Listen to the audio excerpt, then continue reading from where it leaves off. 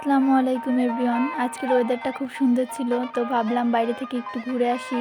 আমি আমাদের পুকুর পাড়ে আসলাম এবং হালকা, হালকা হাওয়া বইছিল এবং খুব ঠান্ডাও লাগছিল।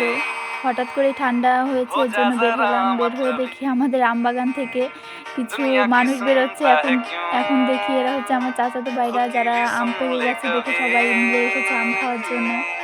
তো ওরা আম ছিঁড়ল এবং আম্মুকেও দেখলাম নিচে আম কোচাচ্ছিল।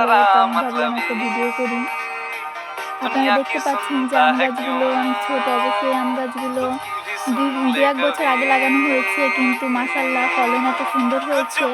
এবার অনেক জায়গায় দেখা গেছে যে আম গাছে অনেক কম ধরেছে, কিন্তু মাশাআল্লাহ আমাদের আম গাছেও অনেক সুন্দর আম ধরেছে এবং এখানে অনেক বিভিন্ন ধরনের আম গাছ রয়েছে এবং এখানে লিচু গাছও আছে, পেয়ারা গাছ আছে, কিন্তু লিচু গাছে ফুল হয়েছিল কিন্তু ফলন হয়নি। মাশাআল্লাহ আম গাছে অনেক আম ধরেছে।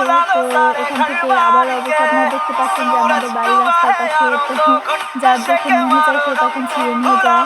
তো আম্মু ওই দিক দিয়ে কিছু বলে না, কারণ মাশাআল্লাহ অনেক আম ধরেছে আর আম পচে যাওয়ার চেয়ে মানুষ খাওয়াই ভালো। তো এখানে আপনারা দেখতে পাচ্ছেন যে এই পাশে অনেক আম রয়েছে।